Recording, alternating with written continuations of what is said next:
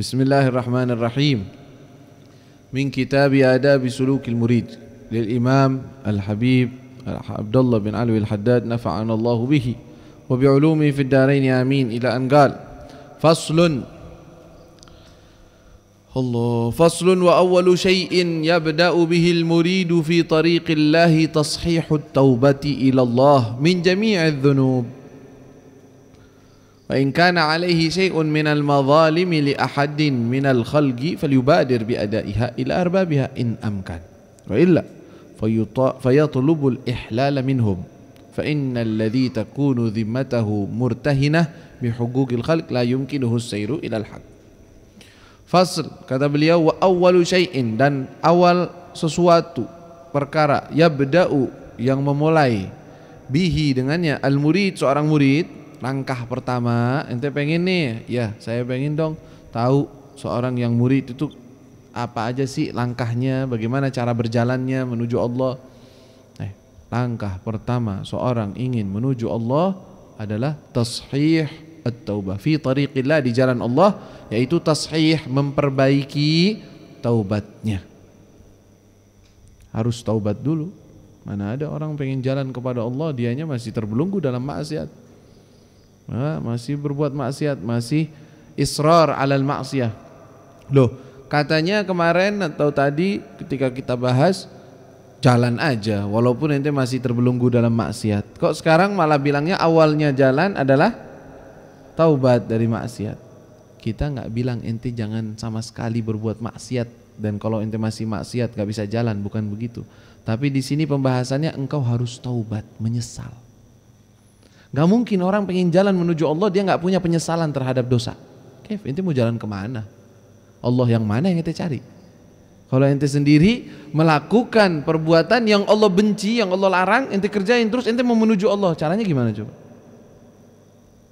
Saya pengen menuju kepadamu ya Allah, tapi ini dilarang, saya gak nyesel. Saya pengen tetap mau ngerjain ini, tapi saya mau menuju kepadamu. Gak mungkin, ini bertolak belakang.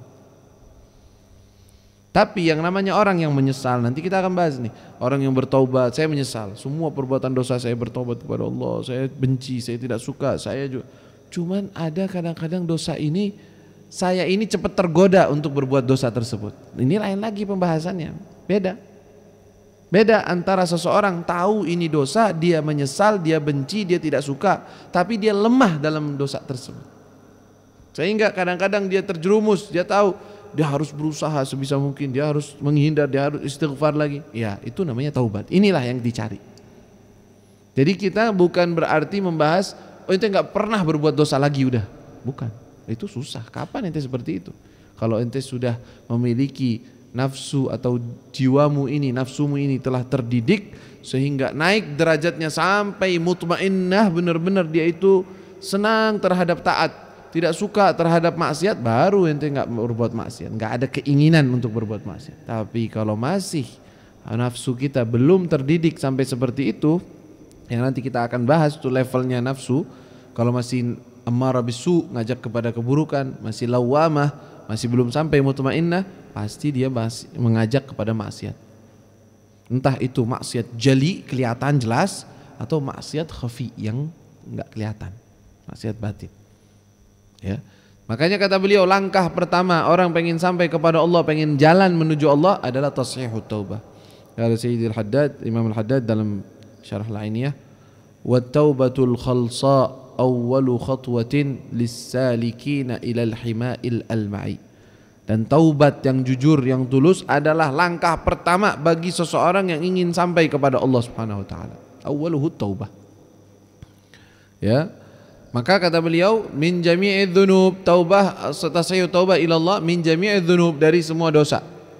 Wa in kana alaihi syai'un, dan apabila alaihi, atasnya, dia memiliki syai'un, sesuatu, minal madzalim, daripada kezaliman li ahadin, haknya orang, minal khalqi, daripada makhluk, falyubadir, maka hendaknya dia segera biadaiha, untuk melunasinya atau mengembalikannya, ila arbabiha, kepada orang-orangnya, in amkana, kalau memang bisa. Wa illa, kalau tidak, fayatlubul ihlal, maka dia meminta halal minhum, dari mereka. Kenapa? Fa innal ladzi, karena sesungguhnya orang yang takunu zimmatuhu, menjadi zimmatuhu artinya masih ada tanggungan, ya, murtahinah, terbelenggu atau tergadaikan, dipegang sama orang, haknya dia atau suatu yang dia miliki masih dipegang sama orang, bihugugil khalq, dia masih terbelenggu dengan hak-haknya orang. La yumkinuhu, tidak mungkin untuknya as-sayru, berjalan ilal haq, kepada Allah. Maksudnya apa sih ini? Jadi gini, ada dosa sifatnya, nah jenis dosa ini kalau mau dicatat, dosa itu ada dua jenis. Yang pertama, dosa yang kita sangkut pautnya hanya dengan Allah. Dosa yang pertama hanya sangkut pautnya dengan Allah. Maka syaratnya adalah taubat dengan 3 syarat. Taubat dengan tiga syarat. Yang pertama, nanti setelah itu kita ketika baca kitab ini paham, oh begitu sama. Yang pertama menyesal. Yang kedua meninggalkan. Menyesal, meninggalkan. Ketiga, berniatan untuk tidak kembali berbuat dosa. Itu, dosa itu. Berniatan untuk tidak kembali melakukan atau berbuat dosa itu seumur hidup. Ya, ini dosa yang sangkut pautnya dengan Allah Subhanahu wa taala. Adapun yang kedua, jenis kedua, dosa yang bersangkut paut dengan orang, haknya orang, dengan hak orang. Seperti apa? Ya, seperti orang memukul orang atau mengambil harta orang atau membicarakan aib orang. Ini dosa, tapi sangkut pautnya sama siapa? Sama orang. Ya kan? Mukul orang, dia pukulin orang. Apa yang terjadi? Ente berbuat dosa. Di sisi Allah itu dosa, betul. Tapi ini sangkut pautnya sama orang itu. Ya. Kalau atau engkau mengambil harta orang, punya dia kita ambil. Gimana? Ini dosa? Iya, tapi sangkut paut sama orang. Berkaitan dengan orang. Atau haknya orang kita tidak berikan. Dosa yang seperti ini syaratnya untuk taubat 3 syarat yang tadi ditambah. Dengan 3 syarat yang tadi, menyesal, meninggalkan, ya, terus apa? Terus berniat untuk tidak kembali lagi seumur hidup. Tambah yang keempat, mengembalikan hak mereka. Mengembalikan hak mereka.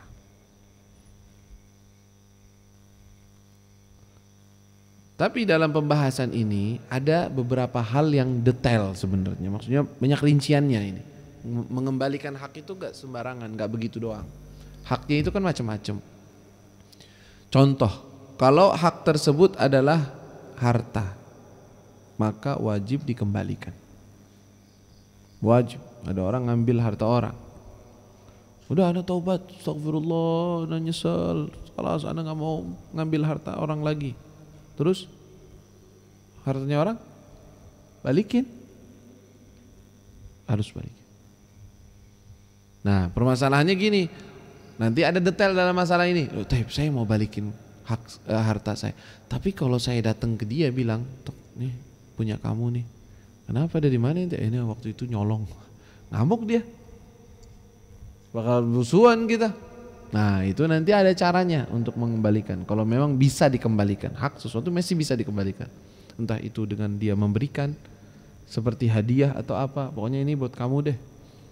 Padahal itu haknya dia. Bisa. Loh kan ente gak nyebutin. Kalau gak nyebutin berarti dia gak tahu sudah dikembalikan haknya. Enggak. Para ulama mengatakan kalau kita niatnya memberikan kepada dia, ngembaliin haknya dia, balik ke dia. Dan dia sudah terima. Karena kalau kita sebut, nah nanti malah bikin musuhan. Akhirnya malah bikin pertikaian, tengkar. Ya udah, tutupin aja. Itu kalau harta. Tapi kalau ana nggak tahu orangnya, Ini harta memang anak pernah ambil, punya siapa? Nggak tahu. Punya siapanya anak nggak tahu. Atau orangnya nggak tahu kemana. Nggak pernah kenal, nggak pernah ketemu, nggak pernah apa. Gimana dong kembaliinnya? Nah, ini nggak bisa dikembalikan. Maka kata Imam Ghazali, orang yang seperti itu pertama tetap menyesal, tetap ini, terus dia banyakin sedekah. Diniatkan, ya Allah ini sedekah pengganti daripada hak orang tersebut. Dan jadikan ya Allah orang tersebut mau menerima sedekah ini yang untuk dia, dan dia mau memaafkan saya. Minta sama Allah. Tuh lihat, masalahnya kalau udah sama orang ruwet dah. Karena haknya orang pasti harus dikembalikan. Gak bisa ente cuma taubat doang.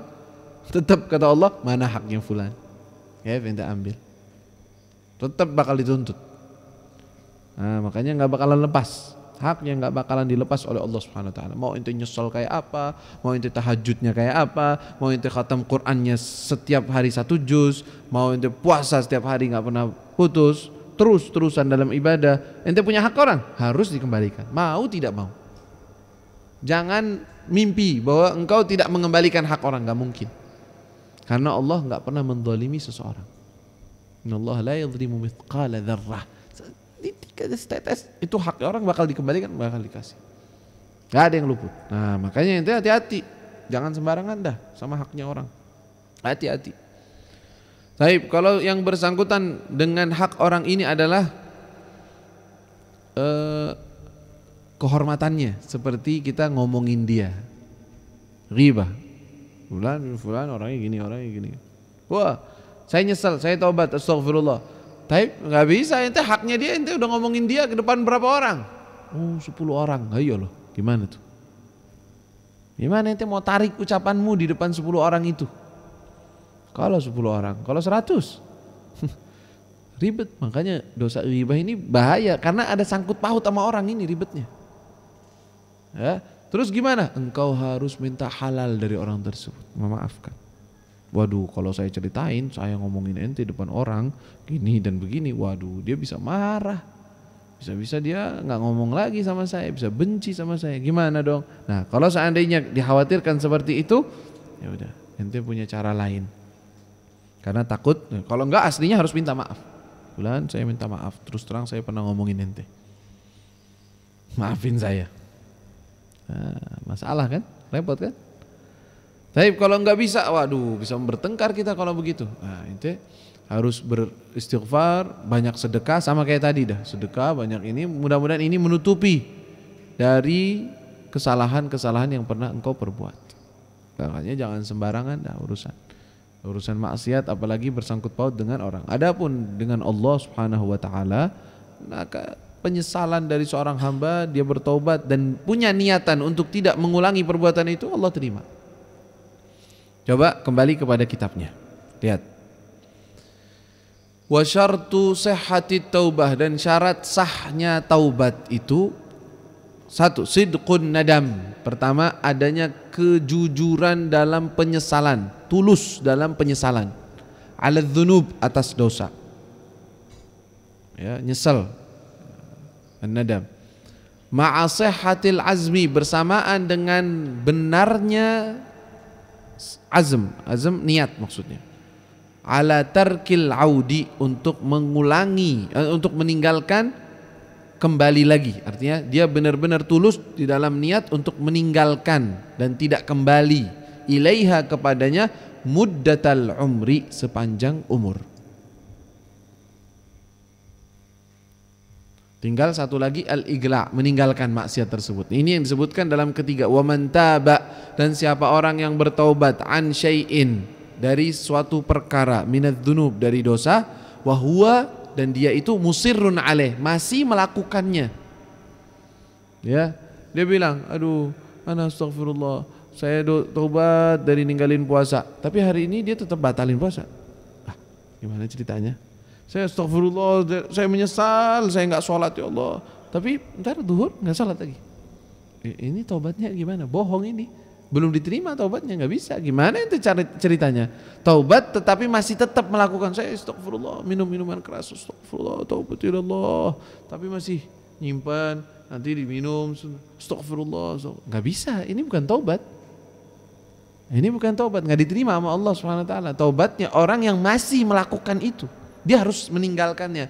Ini masuk dalam syarat-syarat yang kita sebutkan tadi, yang lebih gampang, lebih mudah dipahami. Pertama, dia menyesal, kedua dia meninggalkan. Harus ninggalin dulu dong dosanya. Masa menyesal dari perbuatan tapi ngerjain? Itu ngeledek Allah apa gimana? Maksudnya. Kan begitu. Wa man taba an syai'in minadz-dzunub wa huwa musirrun 'alaih. Dia masih melakukannya. Au azimun 'alal 'audi, atau dia masih memiliki keinginan untuk kembali melakukan itu. Oh, menyesal dari minum-minuman keras atau apa udah. Tapi ya ntar kalau diundang lagi sama teman-teman ya nggak apa-apa dah dikit. Nanti kan taubat lagi. Ini belum taubat orang kayak gini. Enggak. Syaratnya dia memiliki niat untuk meninggalkannya seumur hidup. Di saat bertobat. Nanti nih bedain antara orang. Ya, kadang ini permasalahan orang nggak paham. Dia kira ketika dia di saat ini nih, dia menyesal, dia astagfirullah, saya nggak mau berbuat itu lagi. Udah kapok, udah taubat. Benar-benar menyesal, pengennya seumur hidup tidak melakukan itu. Tapi dia kan manusia lemah.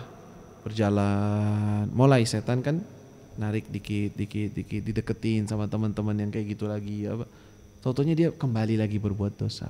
Pertanyaannya, apakah taubat dia yang pertama yang benar-benar sudah menyesal, benar-benar menyesal di saat itu jadi batal gara-gara dia kembali dalam dosa? Jawabannya tidak. Jawabannya tidak. Ini nikmat dari Allah Subhanahu wa taala. Kalau tidak, kita dianggapnya batal taubat pertama, jadi kita nggak pernah taubat dong. Nggak pernah dianggap dosanya diampuni, belum, masih ada sangkut paut. La ilaha illallah. Berat itu. Tapi rahmat Allah Subhanahu wa taala kepada kita, tapi dengan syarat benar-benar menyesal. Benar-benar menyesal. Adapun saya udah tahu diri, saya itu lemah. Bisa saja saya kembali lagi. Ya, memang ente tahu diri engkau bisa kembali lagi, tapi kan ente nggak tahu besok ente masih hidup atau enggak. Iya kan? Selagi ente udah taubat, udah benar-benar menyesal, udah itu dulu sekarang. Urusan nanti, urusan Allah Subhanahu wa taala saya nggak tahu. Mudah-mudahan bisa saja ini adalah terakhir kali. Mungkin ini terakhir kali, udah Allah Subhanahu wa taala tutup dari hati kita rasa cenderung ingin berbuat maksiat itu sama sekali, udah nggak pengen. Bisa aja. Jadi jangan menutup diri menganggap bahwa saya ini nggak mungkin, saya pasti balik lagi, saya lemah. Nggak, itu jangan kayak gitu. Sekarang itu nyesel, itu taubat, itu niatkan bahwa tidak akan kembali. Urusan besok nanti minta sama Allah dijaga. Dan berusaha mencari jalan untuk bisa terhindar dari perbuatan itu. Kalau terjadi lagi, ini adalah dosa yang baru, perlu taubat yang baru. Ya, paham nih di sini. Jadi beda dengan orang yang dia menyesal, tapi niat di dalam hati terbaik lagi. Nggak apa-apa, ntar juga ngerjain lagi. Ntar kan taubat lagi, bisa istighfar. Nah ini belum taubat. Beda jauh antara ini, dia menyesal benar-benar takut nggak mau balik lagi ya, tapi nanti nggak tahu karena lemahnya dia, karena banyak alasan dia terjerumus lagi. Beda jauh dengan orang yang masih ada niatan nanti balik lagi, nggak apa-apa, sekarang nyesal dulu lah, astagfirullah mumpung Ramadan ya Allah ampun, tapi nanti nggak apa-apa balik lagi, kan nanti diampuni lagi dosanya. Nah ini bahaya kalau begini, ini nggak benar taubatnya, belum. Terus gimana caranya biar anak benar-benar nyesel, takut? Nah, banyak mengingat hal-hal yang mengkhawatirkan. Barangkali nanti Allah tanya tentang dosa yang kecil, barangkali Allah Subhanahu wa taala siksa dengan dosa yang begini. Gimana coba? Di hadapan Allah bakal ditanya.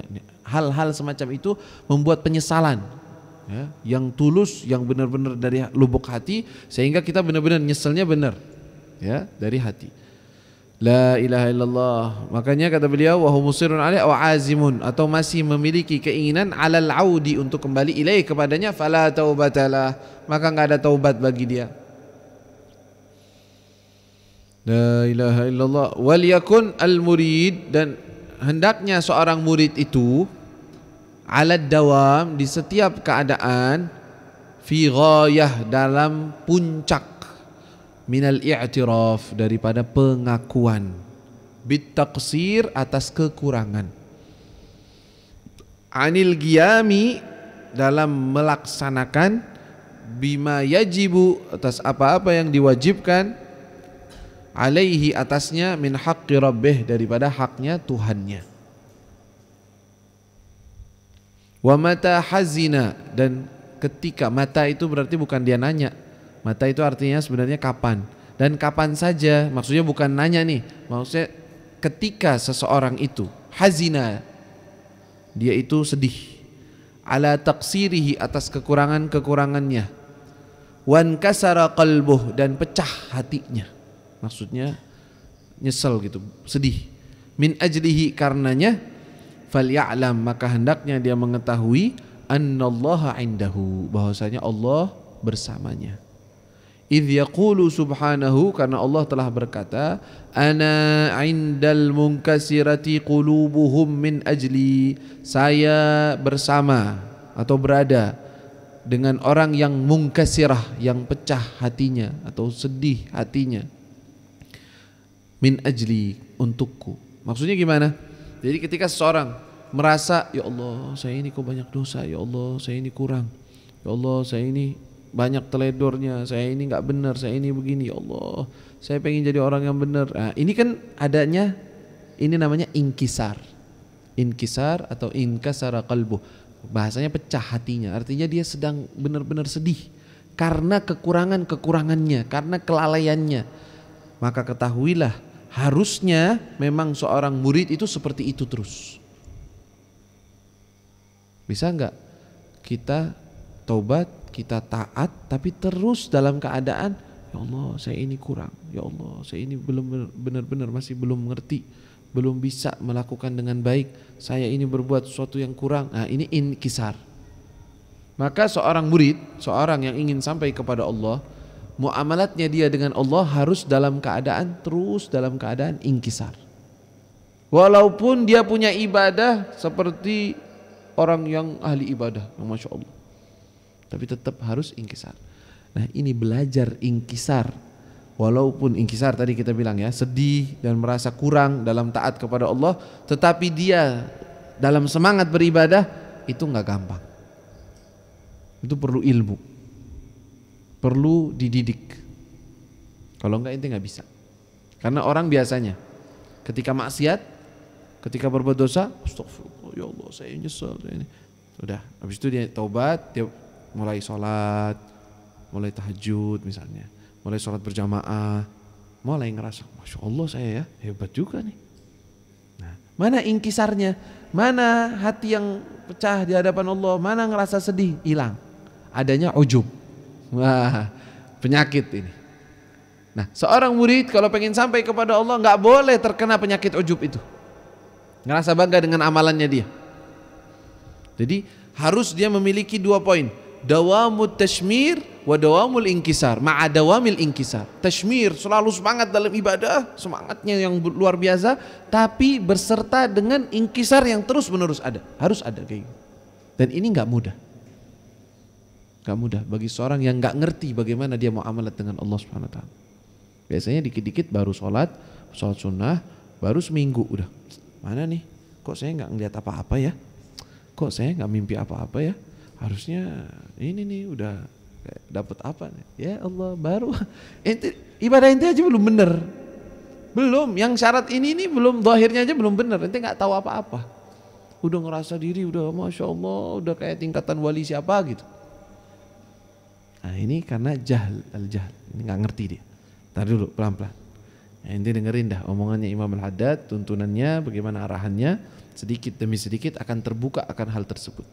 Sehingga kita bisa tahu ya, seperti contoh ucapan Imam Sayyidina Al-Habib Umar bin Abdurrahman Al-Attas yang ketika beliau pergi Jumatan, Habib Umar bin Abdurrahman Al-Attas nggak pernah kenal maksiat dari kecil.